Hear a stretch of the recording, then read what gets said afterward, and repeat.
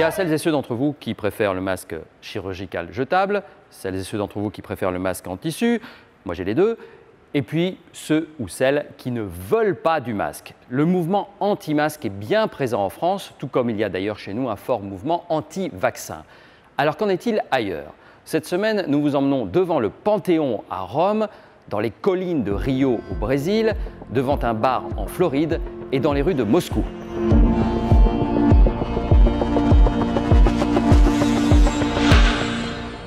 Direction d'abord le centre de Rome. Chez nos voisins italiens, on a beau être latin, on respecte la règle. Peut-être parce que le bilan de la première vague de l'épidémie a été très lourd.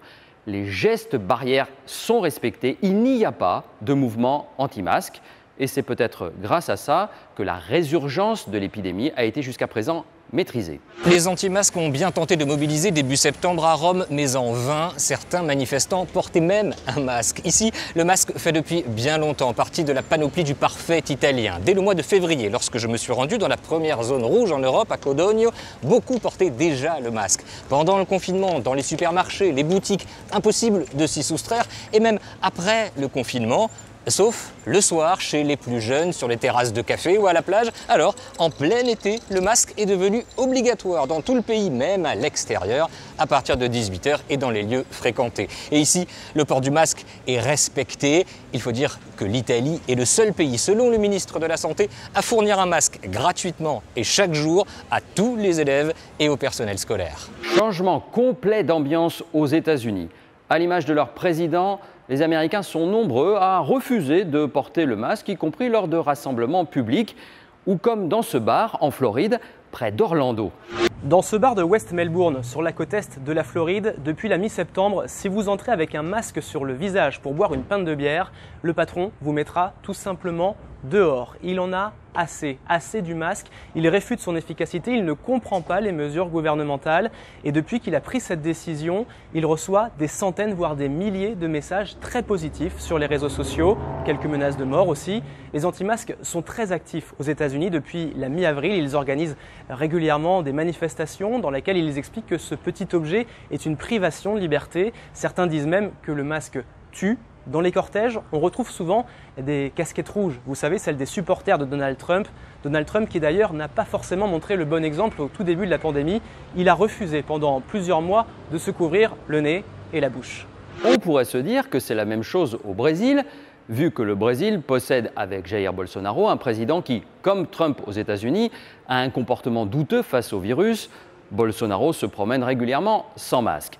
Eh bien pas du tout, les Brésiliens se protègent, quelle que soit la classe sociale. Et souvenez-vous, avant l'été, on avait parlé des tensions sociales liées au virus au Brésil. Nous voici dans le quartier de Santa Teresa, au cœur de Rio. Depuis le 3 juillet dernier, le masque est obligatoire au Brésil. Le président Jair Bolsonaro a voulu mettre son veto au fait l'obligation de le porter dans les temples évangéliques et les églises catholiques, mais le Congrès a remis en place ces dispositions. Et ici au Brésil, la majorité de la population l'utilise et les complotistes de tous bords n'ont rien eu à redire. Il y a bien ici un mouvement qui pense que la Terre est plate, mais par contre, ils n'ont pas remis en question l'intérêt de porter un masque.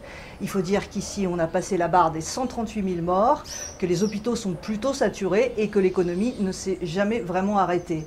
Alors pour tous ceux qui travaillent, tous ceux qui prennent les transports en commun, le masque est vraiment la seule protection qu'ils peuvent s'offrir. Achevons notre tour d'horizon avec la Russie de Vladimir Poutine. Et là, c'est encore un autre cas de figure. Il n'y a pas de mouvement anti-masque pour la simple et bonne raison qu'il n'y a pas d'obligation de le porter. Donc très peu de gens le portent, malgré l'augmentation du nombre des cas. Et soit dit en passant, vous allez voir qu'en ce début d'automne, il fait déjà frisquet à Moscou. Depuis la fin août et malgré l'augmentation récente du nombre de cas de personnes infectées, les directives concernant le port du masque à Moscou et dans l'agglomération n'ont pas changé.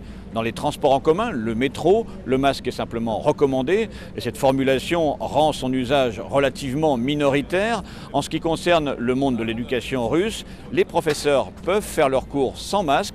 En revanche, ils doivent le porter dès lors qu'ils circulent dans leur établissement. Pour les élèves, le masque est là aussi simplement recommandé. Enfin, chaque région a la possibilité d'adapter le port du masque en fonction de l'impact du virus chez elle. En résumé, les préconisations relatives au port du masque varient d'un pays à l'autre et le mouvement anti-masque est essentiellement présent aux États-Unis.